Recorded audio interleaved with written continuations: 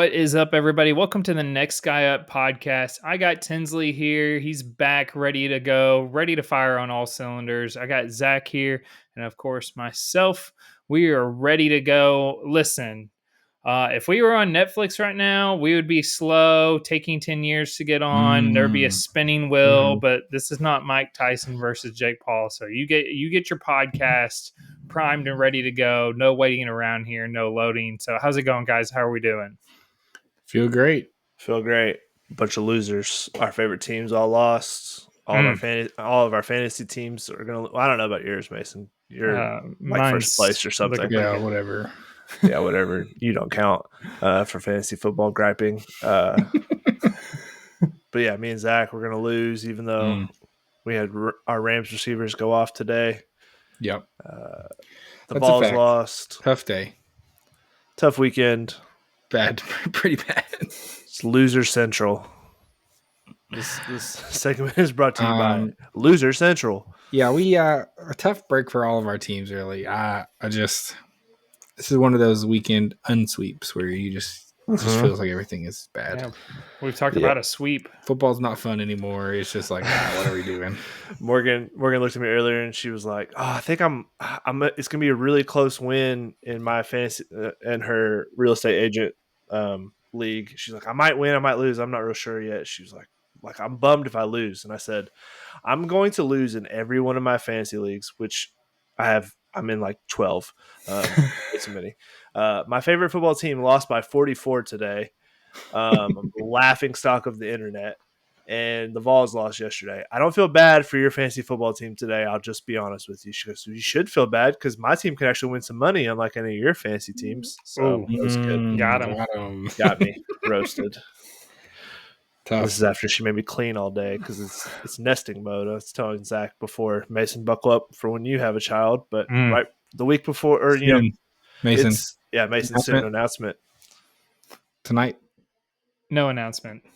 He's buffering. Oh, the internet buffered, so I guess we'll just have to fill it in for him. I literally just got done roasting Jake Paul in the Mike Tyson fight for internet connections and not having to wait. Yeah, here we are, of course. Okay, go ahead, guys. Sorry, the nesting. Or what was it?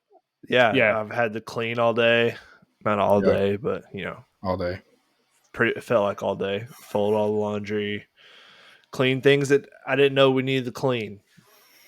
Didn't even know you had. Didn't even know I had. So that's fun. Do you have the on-the-go backpack ready? No, it's a suitcase. Yeah, I don't know. My wife overpacks for everything in life, and we have a full size. Now, granted, it is her stuff, my stuff, and the baby stuff all in one suitcase. So I'll cut her a little slack there. But I was pretty against that. I was like, why can't we just throw it all in a duffel bag and go? But here we are. We've got a full suitcase. I keep joking. I was like, oh yeah, it looks like we're moving into the hospital for 2 days. I feel like the overpacking was a thing for the cruise when we all went on a cruise ship together. We all brought, we go. Yeah, it's suitcase galore. Like we're gonna be gone for 2 months, and it was only like a 4-day cruise. We were also there for like 4 or 5 days, which sucked. I'm hoping the last time when we had when we had Maddie, my second kid, we were only there for 24 hours because it was crazy. Like when COVID was kind of popping off. And so they're like, if you're good, then we're good if you leave. And I was like, we're good. Let's go. Yeah, we there was a weird situation. And when we were at the hospital to have our baby, I had a coworker who's actually there like at the same exact time. And wow, which was weird. Yeah. And it was their second.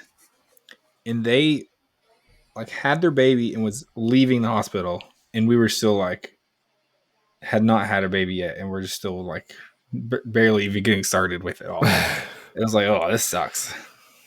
Because they were out, but they always, they say that the second one is always quicker. It's faster each time, which very nervous for this one because this is our third, and the doctor told Morgan on Friday, you might make it to our plan is to have an induction on the 25th. She said, we'll see. I don't think you're going to make it that far. So I think you should swing it to where she goes into labor in the UPS truck. Yeah, and then I can just technically she's born as a UPS employee. It's kind of like how the country things work, where if you're born in the country, you're an automatic citizen. I think that something like that could happen. that would help his seniority. If he wants to work there, he's already. He could by be the time like first in line. Turns 18, he gets the job. He walks in and is already able to go to driving school. Unlike me, I had to wait 4 years to get the drive. I think there's something to that, maybe. We'll see if we can see what the heck this kid was work born that in the UPS. Third generation UPS kid. I'm sure it's like pretty spacious in the back of that truck. You could probably have a baby back there. It depends on what time of day. If I've gotten rid of all the packages or not, or if I've had to do all the pickups. The very beginning of my day, I'm just climbing over stuff to find people's packages. Climbing over respectfully and carefully, making sure not to damage anything. Right. Never damage anything. UPS sponsor us. Well, we don't need Amy Bridges like I would like to get sponsored by UPS. I don't think UPS wants to spend some ad dollars with us. They do. They got ad dollars to spend. Okay. Before we get into today's action, I've got a little bit of a trivia for you guys. This actually came about pretty organically. I was watching a game today. I was like, and my wife was like, I wonder why they're called that. And I started thinking, I was like, I'm not sure. So this is a NFL name origin of some of the names that are a little bit interesting in the NFL. Just see if you guys know your history here. Okay. I have a feeling some of you will. Some of them are not as hard. We're not going to pick any of the easy ones. But there's 4 I've got here that I'm interested to see if you guys know. So we're going to start off the one that first made me kind of look this up and get started. And when I saw the answer, I was like, oh, that makes sense. I should have known that. We're going to start off with a team. Big win today. Ruined all of Tim's hopes and dreams. Buffalo Bills. Mm-hmm. Yeah. Shout out the cranky old dog that barks at everything parlay. So close. I hit Florida and Kansas money lines. Thought the Chiefs would come through for me. I did round robin it, and I have said in the past that you should take this parlay as a parlay, but also the singles. If you did that all season, which I wish I had, you'd be up. I'm going to crunch the math on it, but I've gone 2-1 on that underdog parlay quite a bit. What was the plus money on BYU? I feel like they were Kansas was like 2.5 point favorites. Okay, yeah, and then none of them were big. None of them were big dogs. Okay, like Florida was plus 110. I think Kansas was like plus 160, and then Chiefs were plus 115. It was only plus 900, which is like the smallest one I've given out. Still pretty fat though. Still would have been nice to hit. I round robined it though, so I made some money, but still mad. Okay, so the origins of the Buffalo Bills name. Do either of you guys have an idea of what the Bills come from? Why it's called the Buffalo Bills? This is where they're like Bills. The Buffaloes are like, isn't that where they're native to up there in New York? But what is a bill? What are the Bills? I was gonna say, is that like a history thing? Something about a war? I don't know. I don't know about the Buffalo I will tell you, Bills. they originally started off as the Buffalo Bisons. Okay. And they held a contest in 1947 to rename the team. So the Buffalo Bisons is kind of where that original logo comes from, right? Yeah. Okay. The Bills, it actually was named after the famous Wild Wild West showman, Buffalo Bill Cody. So his nickname is Buffalo Bill. And so they just named the team Buffalo Bills. And I've never heard that. That is crazy. I looked it up and I was like, that's very interesting. Yeah. Buffalo Bisons. That's an interesting one because buffaloes and bisons are very similar but very different. But like they're kind of like alligators and crocodiles.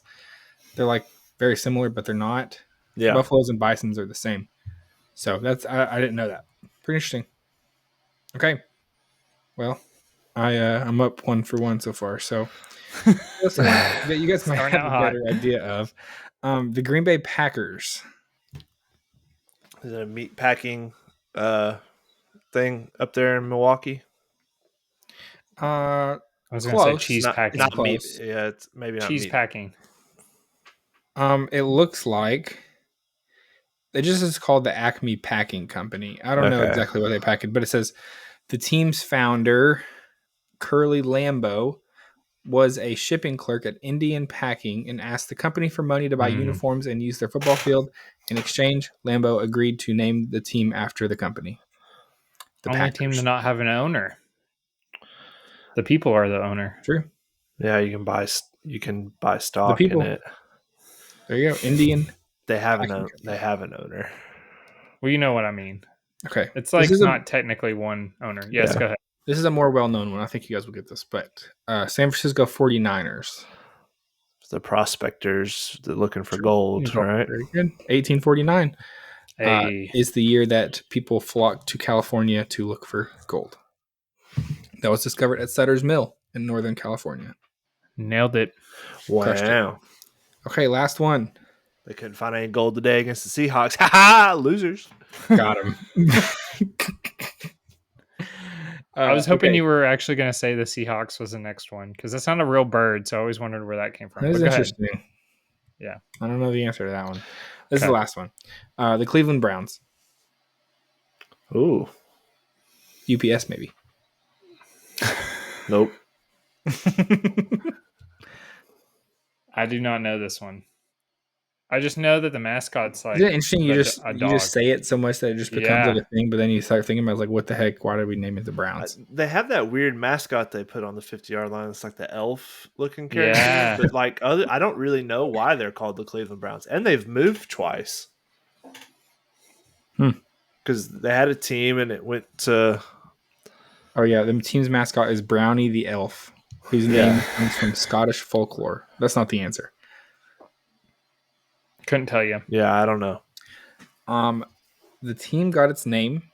It's named after their very first head coach, Paul E. Brown. Very original. So it's as boring as Arthur B. Mickey McBride originally wanted to name the team after the winner of a fan contest, but the winning name, the Panthers, was already owned by another Cleveland football team. Carolina, eventually, I guess. McBride then decided to name the team after Brown, who was a popular figure in Ohio and had coached Ohio State to a national championship. He is known as the father of the modern offense. He was the head coach from 1946 to 1962. Interesting. Look at that. Well, Brown. Why are the Titans the Titans? You guys know? I don't know why they're the Titans. I mean, I know the Titans are Greek mythological creature that are like half god, half human. I mean, I know that's because the Parthenon is in Nashville. Oh, that's kind of stupid reason. It makes sense. Is that really? I mean, How about Jaguars? The Jaguars were almost the Bulls.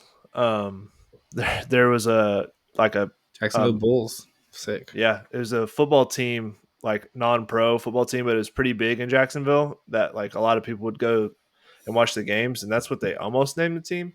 I don't know why they named them the Jaguars.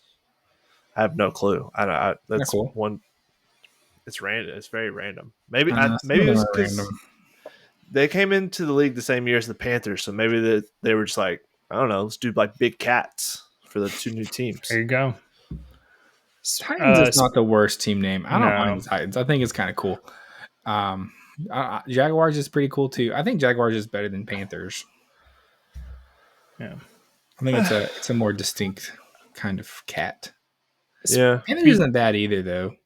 Speaking of name changes, I still feel like the Commanders got it wrong. They could have went with so many cooler options. Apparently, someone, when the Commanders were changing their team name, bought the rights to like a ton of different names and was going to try to sell it for like millions of dollars to them. And they were like, we'll just find another one. And I don't think it really stuck. But speaking, and I'm not a big hockey. That's kind of cool. I'm not a huge hockey person, but I was looking at like scores the other day, and there's a new team to even things out now because the Kraken a couple years ago. But I'm pretty sure there's just like a team in the NHL called like the hockey team. Do you guys know what I'm talking about? That's so yeah. Arizona lost their team and they moved them to Utah, and they kind of did what Washington did when they were just the Washington football team. Utah's not going to have this team forever, I don't think. Maybe they Utah are Hockey Club. hockey club. Yeah. Even if you look at their jerseys are terrible. They're just very plain. It's a blue circle with Utah in black letters, and then hockey on the top in white letters, and then club on the bottom in white letters. Maybe I'll do the same activity, but with like the NBA and the NHL and the MLB, because I feel like there's some teams there. I'm like, how did you get that name? I think hockey's done the best here recently. Kraken and the Knights were fun, like logo. I was just looking those at are some cool. of the. Feel like, I did. Sorry, go ahead. No, I just looked up real quick why the Jaguars were named the Jaguars. It was a fan named the team contest, and someone submitted the Jaguars because the oldest living jaguar in the United States was living in the Jacksonville Zoo at the time. There you go. So there he is. That's why we did that. Cool. Why don't we have any elephant themed teams? Rhinos. I think rhinos would be cool. It's Elephants would be cool. Hippos. I think college football needs to have more creative names. Just dogs. Yeah, Lots of everybody's a dogs. dog or a wild cat or a cat of some form. So I was looking up the Arizona Coyotes were sold to the Utah Jazz owner Ryan Smith, and they relocated. Okay. Did not know why. Arizona having a hockey team is just one of those weird. They had a really strong fan base. They were very upset that they lost the team. The owner was forced to sell because he didn't have NHL told him your stadium is not up to par with the rest of the league and blah blah blah, and you're not making enough money, so we're gonna make you sell the team. But he says he's gonna try and get a team back. I think Utah. What if Utah just named their team I feel like a lot of. So there's a team in Knoxville. It's like a minor league team, semi-pro, and they're the Ice Bears. That'd be fun. What if they just named it the Ice Jazz? I think Ice Bears was way better. Yeah, I think you could have been fine. Just put the word ice in front of it, and then you can just name it whatever other team you want. Zach, we've talked about minor team league names and mascots and stuff on here before, and there's some really I feel like there's some pretty good ones out there. There's also some really bad ones. Lots of You're not wrong. There's some small colleges who have really bad mascots, just outrageous. In NFL, I'd definitely get rid of the Browns and the Commanders. Those would be my two. If you had to pick two teams. And after you just learned the origin and you still hate it? The first coach name, whoop-de-doo. Whoop-de-doo. Wow. Would you pick if you had to pick a team name? Is there any off Oilers? Pretty cool. Change? Oilers is pretty cool. Well, ones that you would get rid of. If I could get rid of the Texans, just in general, just get rid of them. Yeah, it's a pretty bad name. What if you're named the Tennesseans? Right. The Houston Texans. That's terrible. Nashville Tennesseans? That would be bad. Why did they get away with it? I would say Jets. I don't maybe. like the New York. The Jets and Giants. I think those are both lame. There you go. They're also not even in New York. They play in New Jersey. Frauds. Fact. Just call them frauds. I'm sure the Jets is because of their proximity to the airports and stuff. There's probably they used to be the Giant or the Titans. They were the New York Titans for a while. Really? Yeah, you can. They've got a throwback jersey in Madden you can wear. I think it's interesting that it's ugly. I would love for someone to answer this question for me. If there's already a New York Giants or a New York Jets and they both play in New Jersey, why is one of them not the New Jersey Nets or New Jersey Giants? Because New York is flashy name, much bigger, more market. Media, yeah. And you think with how big it is, you think they both would have their own stadium instead of sharing one? Cheap, got them. Yeah, one of the cheap dorks. Multi-billion-dollar. I've talked about this before. Company. I get it in New York why you would not want to build your own stadium because of how the real estate situation there is just insane. And getting enough real estate in anywhere in the New York City area is just crazy to build a stadium. The one that's indefensible to me, the Miami Hurricane. If I've said it once, I'll say it 1,000 times. Build a stadium What? Yeah. It makes me so like irrationally frustrated that a team Miami's caliber is just like, nah, I think we're good. But we'll just use the Dolphin Stadium. Do you think there's enough room in Miami? Close, surely to goodness. You There's think so? some I don't space. know. Gotta be something somewhere. And I mean, they got a lot of clubs down there. They don't got enough room for two they football don't have stadiums. Any, fans just don't want to go. It's just not the same. It's pretty far off campus, I think. It's like I think it's a pretty good distance from the actual campus to get to the stadium. Yeah. And so I think I don't know. Their attendance is usually pretty bad. For such a big football program, it's such a weird thing. Like Southeastern Missouri has their own football stadium, but University of Miami doesn't. Like I don't know, whatever. That's a pretty good point. That's my thing. That's always been a thing for me. Weird. Also, we were talking about New York sharing a stadium. Always, you should look up on YouTube how they change over banners, pictures.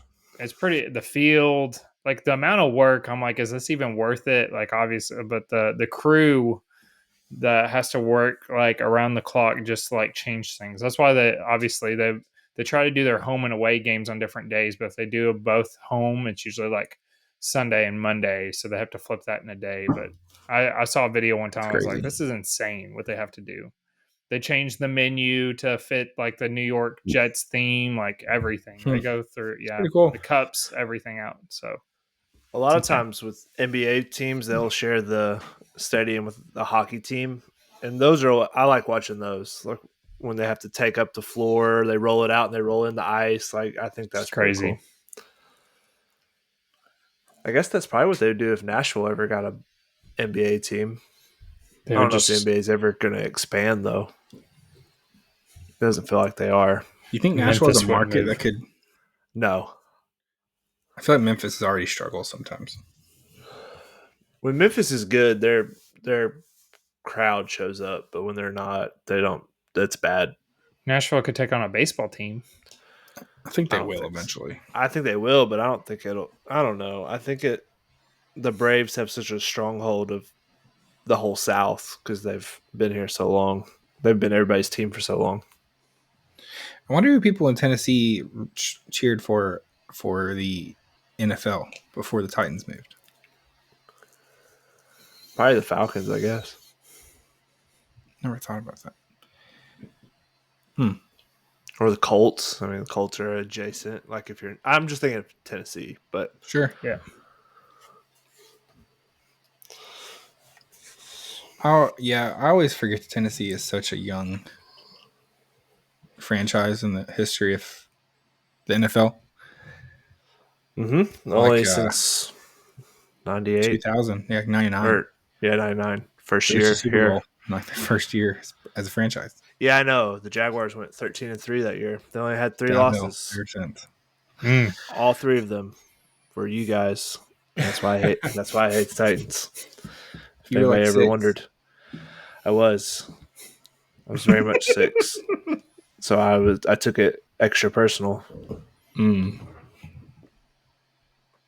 Still to this day, hold a grudge. He holds grudges, everybody. I'm a big grudge guy. Do you want to get to some football, everybody? Let's do it. Yeah, let's talk about what happened this weekend.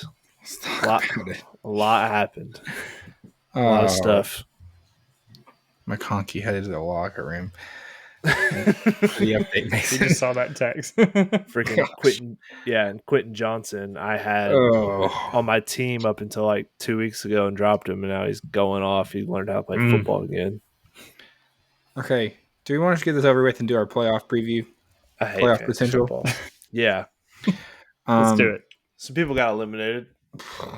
There are some eliminations.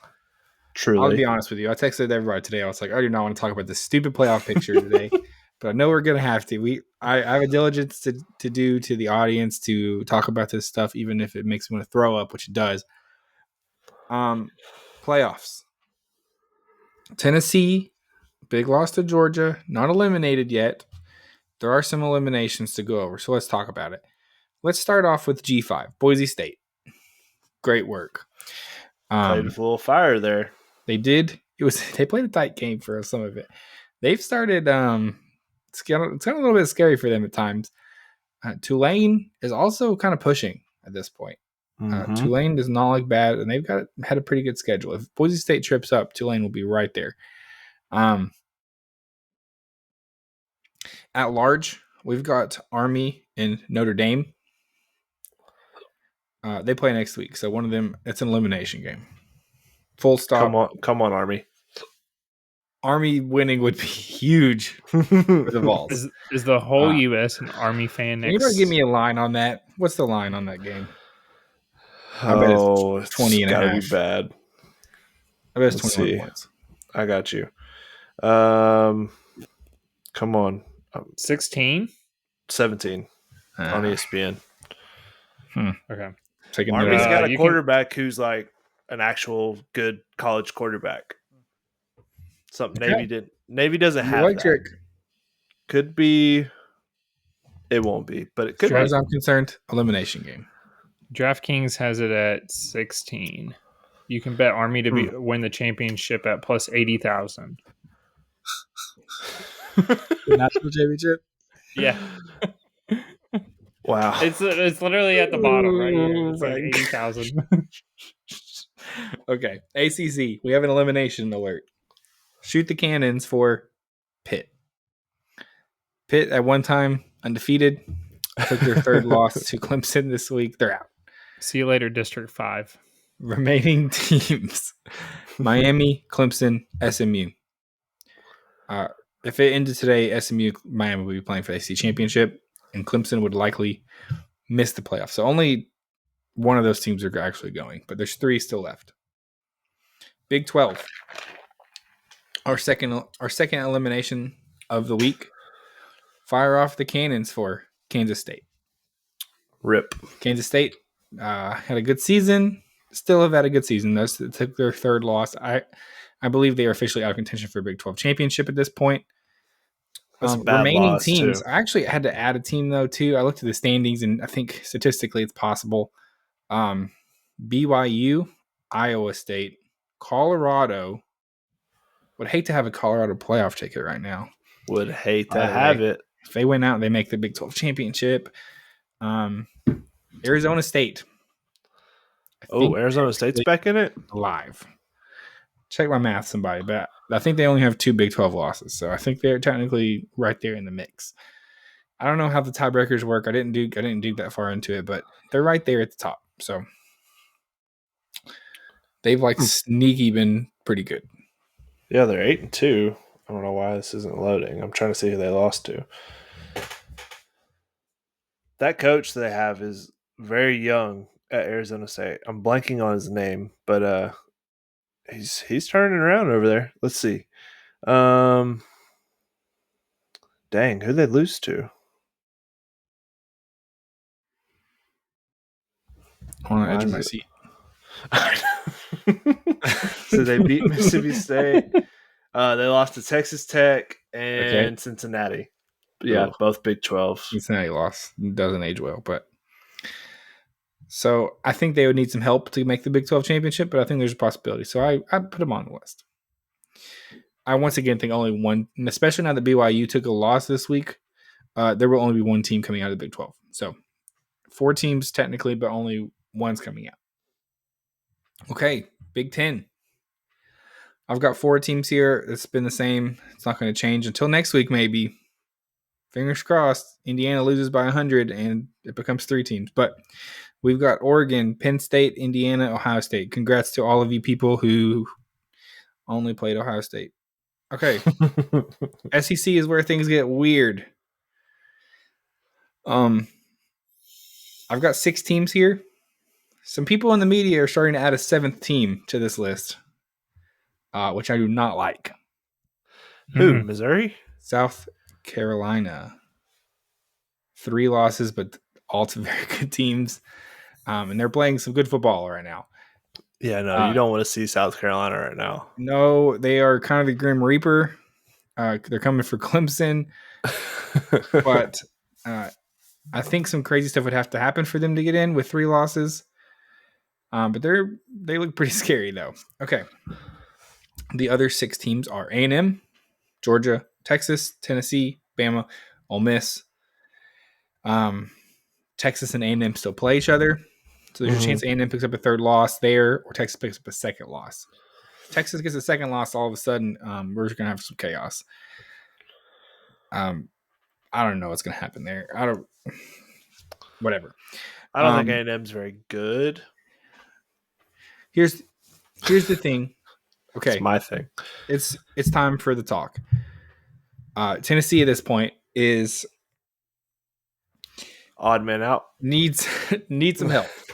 I think if it started today, Tennessee would be maybe the first team left out of the playoffs. That's kind of how I think things are going to shake out. And they're basically going to switch spots with Georgia and be in that kind of final spot. Maybe end up 12th in the rankings, but with the Big 12 and ACC team being and the G5, I just think they're going to be probably the 12-13 spot, and I think they're going to be left out of the field right now.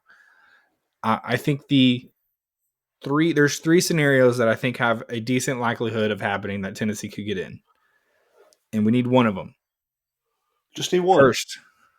And I think maybe the most likely is Indiana gets boat raced by Ohio State.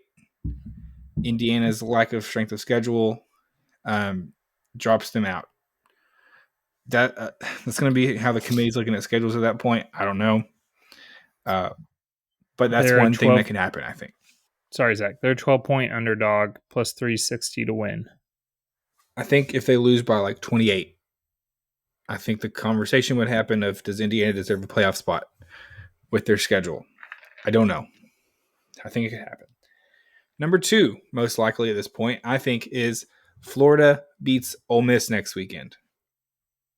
Florida has been also a team no one really wants to play right now. DJ Lagway looks much better. This team, we'll talk about more about Florida later, but Ole Miss loses, I think, would help Tennessee tremendously.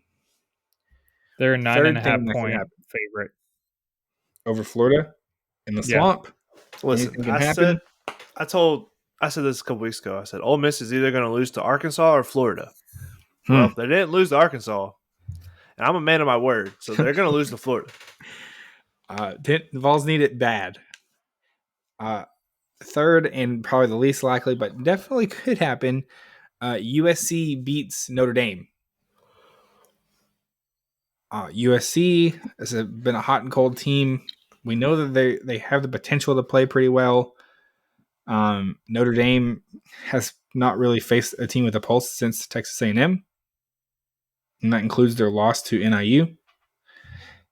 And so I don't know what's going to happen there, but that would be big because I think Notre Dame would be eliminated, and that would open up that last spot that the Vols would need to get in. I think that would get a 5th SEC team in at that point. There's not a spread on that one yet because Notre Dame plays Army, so that's 2 weeks away. Thank you, Mason. You forgot the part where Army beats Notre Dame. That was your... It's true. I would also accept that. Yep. Well, no, that's kind of a wash at that point. Yeah, because then Army would get in, right? The committee's putting Army in. I don't think so. Regardless. The whole world would want it. Only one G5 team's going in, so whether it's Army or Boise State or Tulane or whatever, only one's going in, doesn't it? True. They're not putting 2 G5 teams in. So that's where I'm at. Tennessee, this is a rough weekend. I thought there was a chance. First half looked great. Just got outplayed. Receivers can't catch the ball. It's hard to win a game with a concussed quarterback if your receivers are dropping wide open balls. We had a couple of bounces didn't go our way for sure. A couple of fumbles whatever. Were called incomplete passes. Do we know the difference in an incomplete pass and a fumble? I'm choosing the high road, and I'm not going to just trash on the refs here, even though I could. Certainly. Proud of you. If you want to see about 1,000 UT fans doing that, you can log on to x.com, and I promise you they're there with receipts and with video evidence and all of that. You can do that if you want to. I don't think I've got to do that here, but it was a tough game. I think Tennessee had the game in front of them. I think they had their opportunities, didn't take them. Carson Beck looked like Carson Beck of old. Whether you in the Georgia offensive line looked like the Georgia offensive line of old. So shout out to both of them for just magically getting better in the past week somehow. Maybe it's because they're at home. Whatever. But that offense looked like an entirely different team than played Ole Miss last week. So thanks to Ole Miss for just giving bulletin board material at the wazoo to the Georgia football program. And we reap the benefit of that. So great work, Ole Miss. Thanks, Was Ole it a Miss. benefit? The benefit of my demise. Lane Kiffin always finding a way to get us. I think he did this on purpose. Yeah. He was like, watch this. This will be hilarious. I don't think it's over for Tennessee. I've heard that ESPN is still giving Tennessee a 66% chance to make the playoff, which seems shockingly high. So I don't know what the playoff committee is going to show. Like I said, I think they'll be in that like 12 spot where it's like right on the first team out potentially. So you just need one thing to break your way. You need one team to get a bad loss, and all of a sudden you could be right at the back. So it happens. Teams get caught in these trap games in the late season. I mean, it's not over yet, but I think you have now put your fate in the hands of other teams losing, which is never a fun place to be this time of season.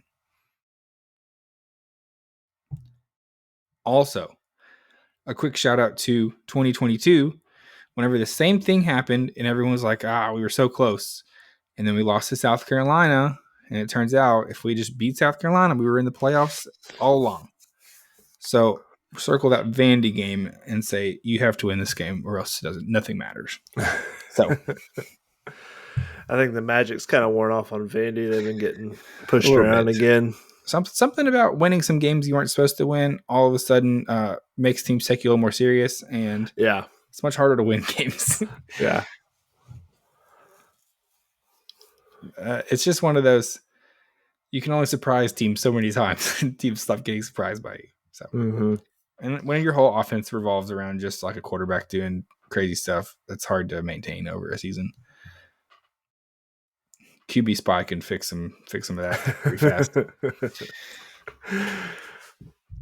Okay, that was my playoff. That's all I'm going to do here. We're going to talk about some of the games, but Tans, do you have anything to add? No. We're going to talk about the games right now. Yeah. But I think it's interesting to go back and talk about who we think is left. There's still some important games coming up. The schedule gets a little bit soft for most of these teams though here at the end of the season. I don't know how it ended up that way. I guess because like Ohio State, Michigan still play, but that game feels less Not than important at this point than the Indiana Ohio State game next week, which is really the one that everyone has circled. That's the big one left. Yeah. I don't know. The Big Ten kind of feels like it's. Well, the problem is that Penn State and Oregon and Indiana, literally their only big game is against Ohio State. And so they have one game in their season. The rest of it's like, So there you go. Yeah, I mean, it literally does just feel like the Big Ten is kind of like it's going to be Oregon and then whoever wins this game between Indiana and Ohio State this weekend. Like that's kind of feels like it's probably pretty chalk. Yeah. Which I think everyone's rooting for the Oregon Ohio State. I think that'll be more interesting. I don't know that I'm rooting for it. I'm not. As someone with an Oregon and Miami futures parlay, give me Indiana in there against Oregon and give me someone easy against Miami. The problem is that if Ohio State takes the second loss, they're still going to the playoff. And so it'll guarantee, unless Ohio State like drops to Michigan or something as well.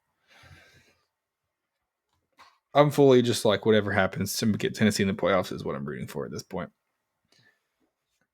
Okay. Do you want to do some superlatives? Yeah. Categories, winners? Yeah, I just hit my heel on my desk chair and it hurt.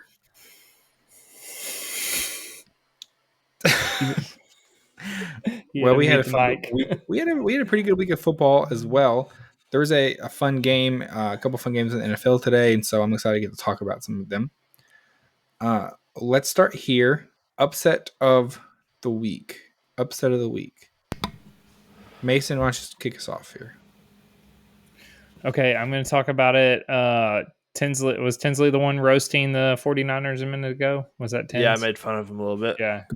So it's got to be the Seahawks upsetting the 49ers. It was at home for the 49ers, so in San Francisco. 49ers were a 7-point favorite. Geno Smith goes down the field, 18 plays, 80-yard drive, and runs in a 13-yard touchdown with 12 seconds left. Let's take a little look at the NFC West picture. Tinsley was talking about how interesting it looks. Cardinals were probably rooting for that win for the Seahawks because now it gets a little more interesting here. Cardinals were on a bye. They are 6-4. Then it's the Rams at 5-5, the 49ers at 5-5, and the Seahawks at 5-5. So a little tight race here. Curious to see how it's going to go. There you go. One of those teams was plus 1,600 to start the year to win the division, and one of them was plus 600. That. Someone probably should have advised people to take those two teams. If I had to say anything, I did. He did. If I'd say anything, please listen to our off season as well. Like if you're like, it's not, I'm just interested in listening during the season. Like listen to our off season. Like we bring, and yes, we have bad takes. We all do, but we bring in some insight and some pretty fun things that we bring up throughout the season of, I wish someone had this ticket, and then look at us. We had that ticket. So other than Christian Kirk, I think all yours looks good. The Russell Wilson one's gonna be a sweat. He didn't throw for many yards today. Yeah. Had a Zay Flowers ticket. He's looking pretty good. Oh, my Jaden Daniels over passing yards. Yeah, that one's looking really good. Russell Wilson. Yes, we already said that, Zach. Thank you. Okay, Brock go Purdy ahead. MVP all over again. Alabama not making the playoffs. We did. Great. We do have Notre Dame miss the playoffs. That's all right. Yeah. They need to lose. USC. It's okay. We got them. Let's go. Still got them. He's right off Army for some reason. But go ahead. Okay, upset of the week. Who is it? Who's next? Tens, you got us? Yeah, I got you. I went with Florida upsetting LSU. LSU is not a program that loses these games. This regime with Brian Kelly has turned LSU into something it's not, and that is a soft, not very good program. This is not the LSU I know. Florida is an okay team. This was a team going into the weekend. People were kind of scratching their head like, oh, we're really bringing back Billy Donovan, or Billy Napier. Billy Donovan's the basketball coach. A lot of Billies running around. A lot of Billies running around there at the University of Florida. But yeah, like they're bringing back the head coach. People are kind of wondering, like, really, is that really what we're gonna do? The recruiting class isn't great, and then you go and get a big win against LSU, who's ranked as of last week, was still in the playoff contention. You could probably they were probably still flirting with the outside chance looking in with 3 losses. Yeah. If something crazy happened. Well, now you finish their season. So yeah, I just thought it was a really big upset. I know it was at home, but a lot of people kind of figured LSU was going to have a big bounce back after the Alabama game. And turns out not true. DJ Lagway could be a problem. Pretty good. Seems like a pretty good quarterback. I'm going to give some actual kudos to that Florida program at Billy Napier because in our offseason, I predicted 3 wins for this team. Yeah. I predicted they were going to give up after about game 4, and it was just going to be – and I think there's a real reality where that actually still could have happened. Mm-hmm. Like I think there is a very real alternate reality where that season goes that way, and it didn't. They kept fighting. They played Tennessee super tough in Neyland. They have a couple big wins now. And I think the other side of that coin is where we see Florida State at right now. That's a team that's giving up. And I think that could have been Florida.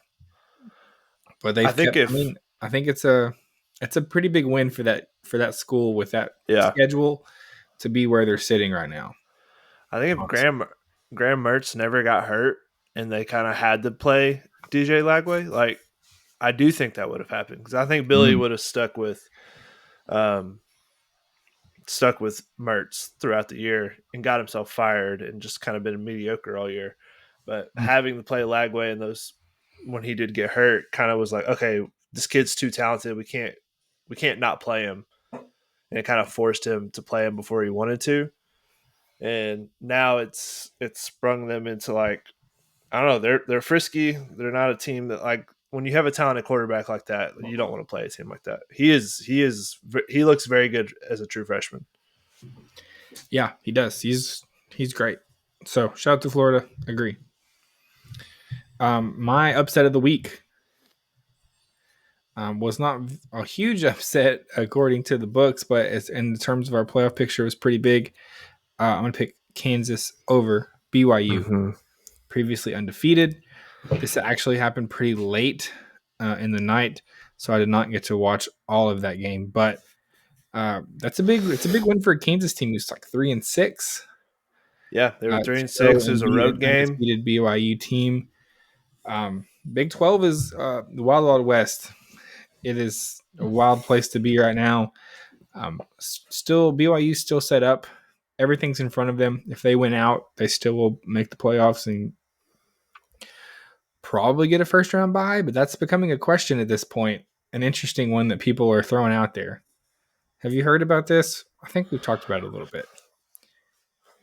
Technically, the 4 bye games go to the 4 highest rated conference champions. So what would happen is if Boise State wins their conference and they are higher in the playoff rankings than, say, Colorado or BYU, then Boise State would get a first round bye instead of a Big 12 champ. Same in the ACC. So let's say Miami takes another loss, SMU takes another loss. The winner of the Big 12, let's say the winner of the ACC has like 2 or 3 losses. There's a very high chance that a G5 conference champion will get that first round bye. It's like a weird, kind of like small print thing. I think no one really expected to happen, but right now with the way the Big 12 and the ACC are kind of just beating each other, it's becoming more and more likely that it could happen. So that's for free, but that's something interesting there. Oh, for giving away stuff for free, I got something for free. Okay. Just because I was looking at how that Kansas game played out. Yeah. Kansas's quarterback has a famous big brother. He plays for the Washington Commanders. Quarterback Jaden Daniels. His little brother is the quarterback of the Kansas Jayhawks. Did not know this. Who knew? What year is he? He's a junior. Jaden was in college for a long time. He Titans won him. Zach's already scouting out 2025 quarterback prospects. I told you it's a double tank year for the double tank for Zach. I don't know. Will Levis looked pretty good today. Draft. Who? Levis looked pretty good today. You sure you don't want to? You gotta give him time to develop. He had a 98 yard. That was like a majority of his passing yards. That 98-yard catch by Nakeem Westbrook. Hakeem. Yeah. Yes, the dude who's never going to be off the team. He is on the team forever. Speaking of, while we're here, I'm sorry to undercut everybody, but Nick Westbrook Hakeem has more touchdowns than CeeDee Lamb, Tyreek Hill, AJ Brown, Cooper Kupp. I think they're tied now. Cooper Kupp, Devontae Smith, DK Metcalf, Zay Flowers. There you go. Wow. Put some respect on Westbrook's name. You guys should probably give him a $100 million contract. Sometimes it pays not to overpay. All right, Zach, go ahead. Sorry, I didn't mean to just off the rails a little bit. Disappointment of the week. Oh, yes. Who's going first? I'll go. I'm going with Oregon. This is I'm going to do that as well. Yeah, this is a team. You're number 1 ranked in the country. You're going to Wisconsin, a team who's traditionally a good program. They're tough, but they're having a down year. You can't almost lose to them the way that you literally almost lost. I mean, last minute field goal to win the game, to win 16-13 after you've been buzzsawing every team. I just don't get it. and it all but locked up Travis Hunter Heisman, because Dylan Gabriel had a chance if they were to keep playing well and keep dominating teams, that he would have won it just because it's a quarterback award. Now I don't know how you can't give it to Travis Hunter. Yeah, I think it's looking more and more likely. I mean, it's between Travis Hunter and Genty, I think, in most people's minds right now. So it just depends on where you feel about the G5 situation. I will say Oregon still has kind of a grudge match against Washington coming up for their last game of their season. Travis Hunter's minus 350. Wow. Minus 350? Minus 350. Holy so cow. If you would have bet $100, you would win only $28. Yeah, I think I'm good on that. That's pretty wild. My disappointment of the week is actually Wisconsin. Get the job done, Wisconsin. Yeah, there you go. Close. It's nice to see Oregon look human. Everyone else has looked human. It's kind of nice to see number one team. There's only 3 undefeated teams left in the country. Yeah. Fun fact. One of them is a 13-point underdog next week. So take for that what you will. Another one. Oh, that's an interesting stat. 3 undefeated teams. One of them is a 13. What number was it against Ohio State? 17. Mason? How many? 17. Army. Oh Army's a 17-point underdog in Indiana's. What was a 9 or 9 or 10? Yeah. Or no, it might have even been more. 2 of our 3 undefeated teams are significant underdogs next week. So one of my preseason predictions was there will not be a single undefeated team in the country. We might come up one short.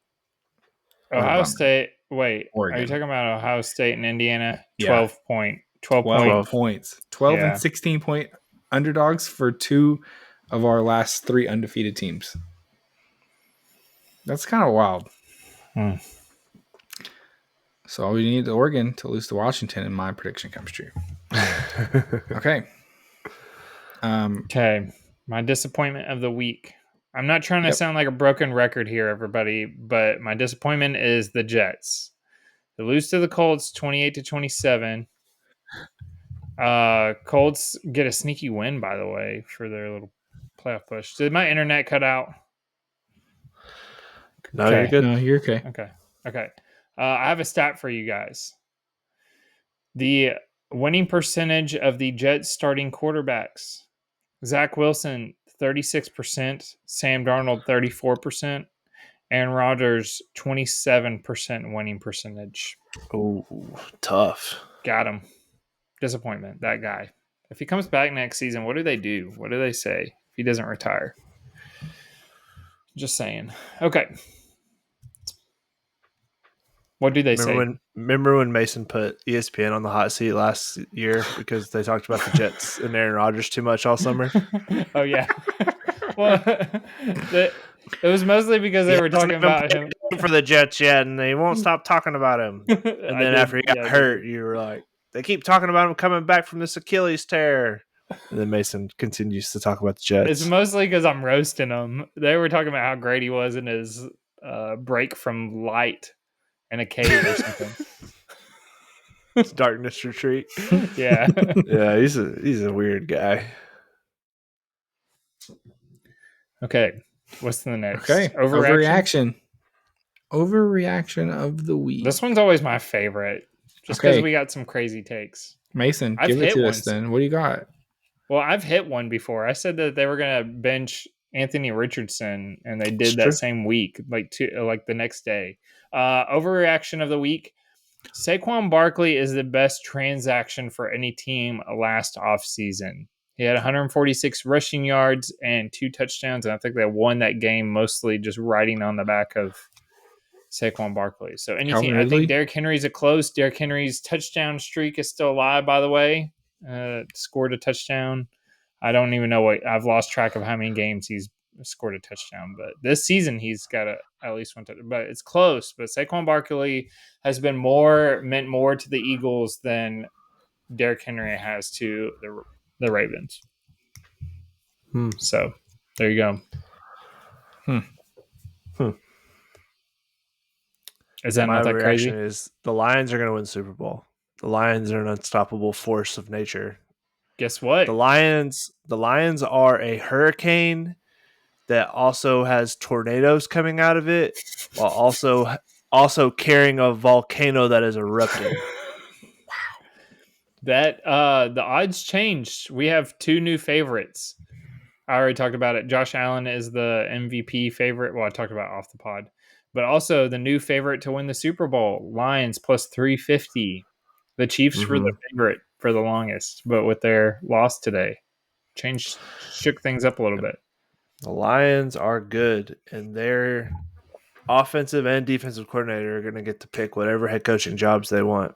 It's going to be very fun offseason. How was it seeing your future head coach on the sidelines? It was nice, you know, Ben Johnson. That I caught. There's a picture. Brian Thomas Jr. made a really nice catch on the sideline, and Ben Johnson's looking at him, smiling. He came over to him and tapped him on the butt and said, "Good catch." You'll be saying that a lot next year on Sundays, there, Brian Johnson. Speaking of head coaches for the Jags here, I found a graphic. The 2022 head coaching class. You want to hear it? Oh no, Nathaniel Hackett I fired. know it. Lovie Smith fired. Josh McDaniels fired. Dennis Allen fired. Mac Eberflus, 32% winning percentage.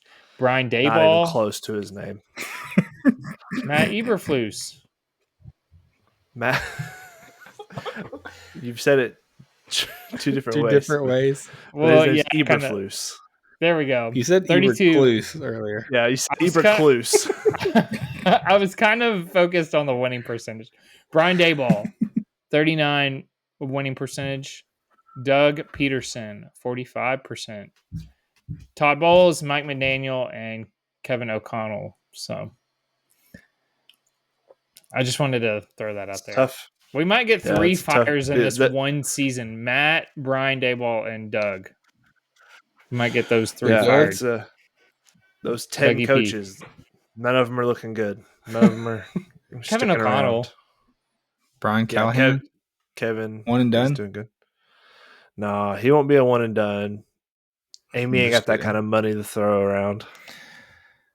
I was thinking about this when I was watching that game today. I was like, I wonder if they just found somebody that was able to agree to the amount that, like, they were probably like, let's just get the lowest amount paying head coach. Like, I feel like they probably just did that. Okay, go ahead.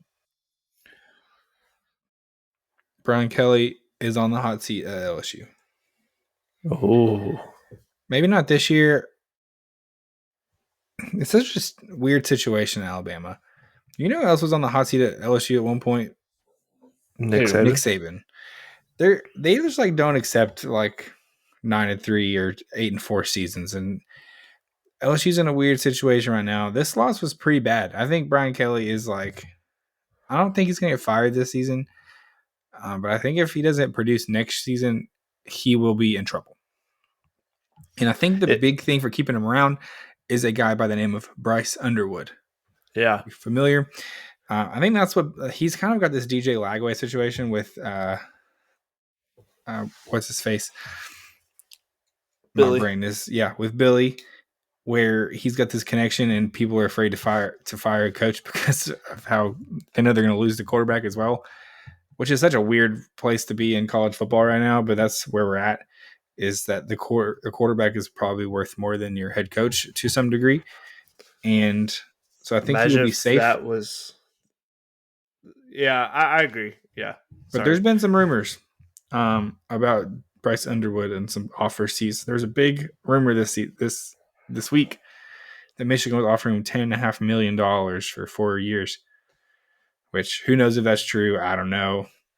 I've heard lots of rumors, but nothing concrete. So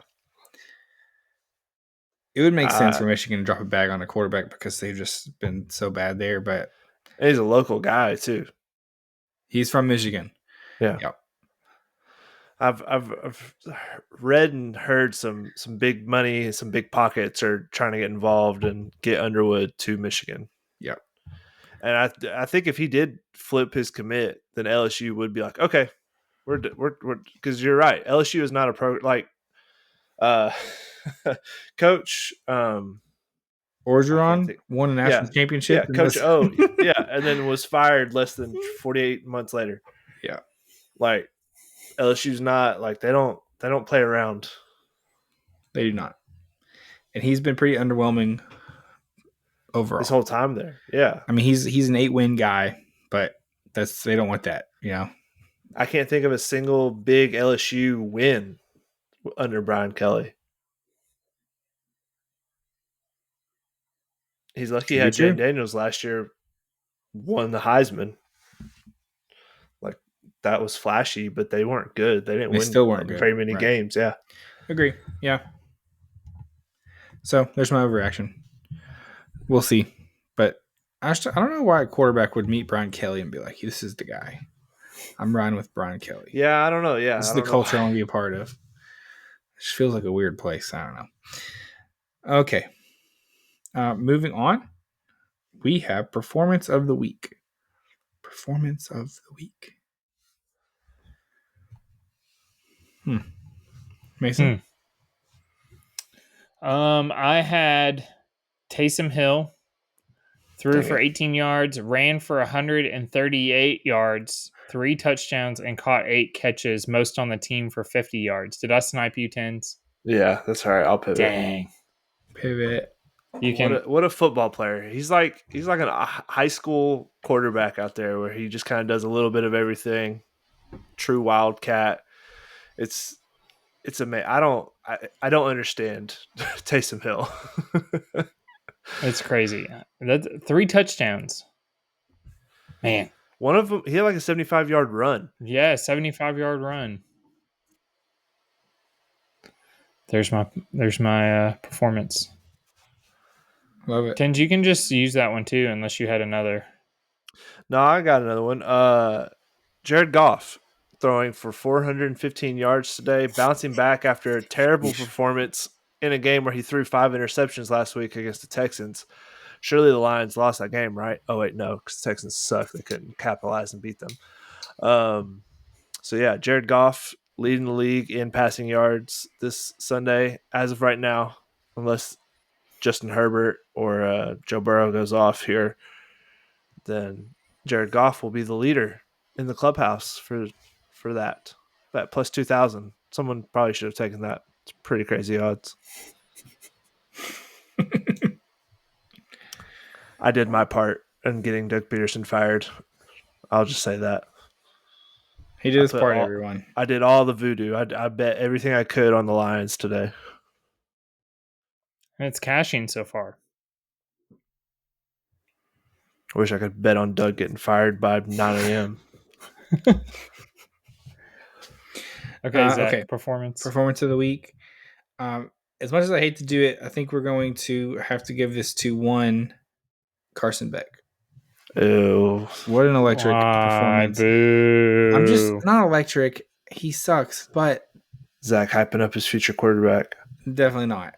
Listen, he has been very bad for many weeks in a row.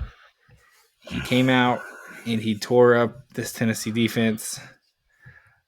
So we have either the multi-universe Zach or someone kidnapped him, and is because he didn't gripe about the officiating, and now he's giving praises. Performance of the week. I'm numb, Mason. Well, I'm just telling you, I watched this game and I watched Carson Beck steal all my hopes and dreams, and so that deserves something. This might be Zach that's spelled with an H, but this isn't our Zach that we know and love. How many remotes did you break last night? Probably not even a one. This isn't the real Zach. I want to see Georgia again in the playoffs. Oh, okay. I'm coming for him. Can you just, if you were going to ask for anything, can you just ask for us to play against like Boise State or something? No, I want Georgia. Okay, good. I want Georgia in their whole careers. All right, everybody's saving that. But he was a good performance. What can I say? Next, we have our highest riser. Highest riser. Which team rose the most in your estimation? I'm going to go with the Broncos just because they keep their playoff race alive. They're sticking it out. They go up against the Falcons and Kirk Cousins. I'm pretty sure they were underdog. And what? Nothing. And they had a huge day. Bo Nix did 307 yards and 4 touchdowns. What's the face for? I can handle it. Nothing. It's because no. Tell me, it's because they're literally in it for the. Yes, go ahead. Nothing. No, you're. Okay, go ahead. Just the Broncos. Zach. I agree. I think the Broncos, they've been a fun story. I'm surprised. I didn't think Bo Nix was going to be very good in the NFL, but he has landed in a perfect spot, and Sean Payton has built an offense that is perfect for Bo Nix, and they're dangerous because they have very good defense. Vance Joseph is one of the better defensive coordinators in the league. You've got players like Patrick Surtain, who is the number one corner in the NFL, in my opinion, Patrick Surtain. So they got a guy named Zach Allen, who's like top 3 in pressures, even though he is a defensive tackle. So, yeah. There you go. Okay, my highest riser is Colorado. Colorado not only beat Utah convincingly, not only has the Heisman almost guaranteed on their team, but they also had a BYU team lose. And so they are looking pretty good right now. They're moving up not only the playoff rankings, but I think their odds are getting better and better to get there. So that's my highest riser of the week. Dang. Okay. I had Colorado. That's fine. We're sniping them. Bummer. It's fine. It's okay. I'll go with the Dolphins. I think this Dolphins team had a rough start to the beginning of the year. Tua obviously got hurt. There are questions whether he's ever going to play again or not. He's back. They're rolling. Their offense is obviously dangerous with Tyreek Hill and Jalen Waddle. Jalen Wright is getting involved with A-Chain and Mostert. You just got a lot of speed.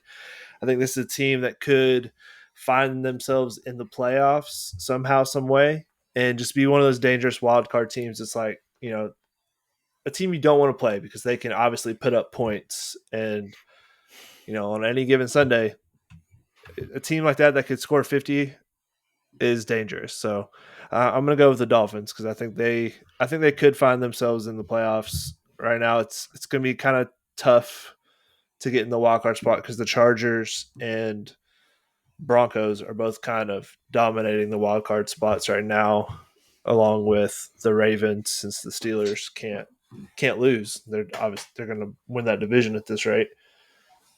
So yeah, the AFC is stacked with teams, but I think the Dolphins could find a way in there and be dangerous.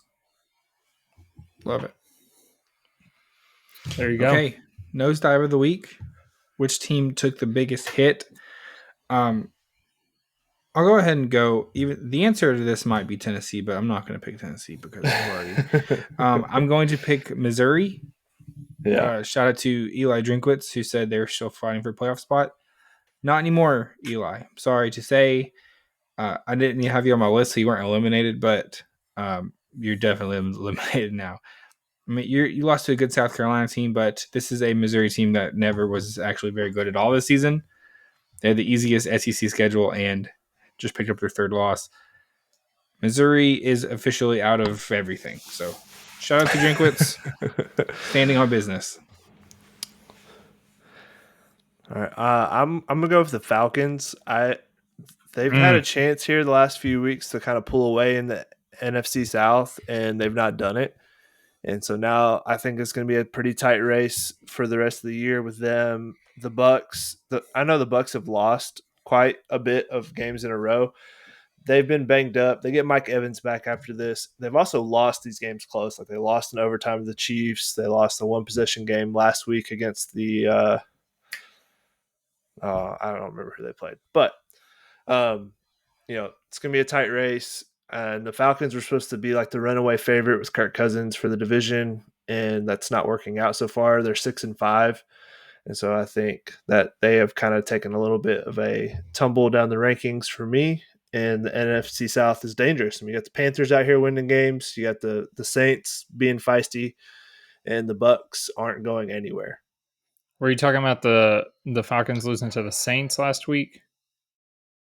Yes. Yeah. Okay. My nosedive is going to be the Bears. I picked a team last week as my nosedive, a team that lost on a blocked field goal, and this team did as well. They had a chance to win, beat the Packers, and kind of shut up a lot of the critics of people saying should Caleb Williams get benched.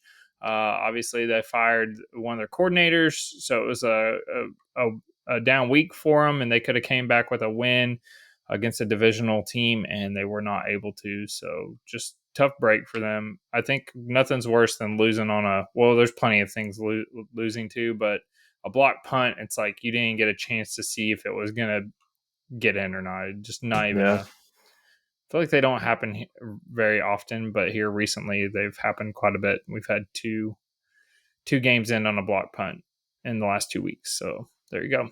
Nosedive. Yeah, the Packers special teams coordinator talked about it after the game. He's like, yeah, we noticed in film that the kicker kicks really low field goals, so we knew what to do. We were just surprised they even tried they didn't run one more play to try and get a little closer. So just, getting out coached once again. That's what the Bears do. Doofuses. Matt Evercluse, apparently. That's what I called him. Matt Dweeberflus. Got him. Okay, next guy up of the week. Is it time? Let's do it. Okay, I want to go first because I've been thinking about this one. And it's between two options. I'm not sure which one I want to pick. I think it's the camera guy who showed Mike Tyson's butt in front of 65 million people on Netflix. Yeah. Intentionally. Like he had the camera turned on facing Mike Tyson's bare butt. So shout out to that guy. Dang, mine's going to lose no matter what. What's the other one, Zach? The other one was Mike Tyson for just not caring that there was a camera in his face. And just. Oh, okay. So I didn't know how to phrase it. I don't know who the actual. I thought you had two totally Who's different the next instances. Guy? Okay. So it's the camera guy. It's electric. All right, Tens, who you got?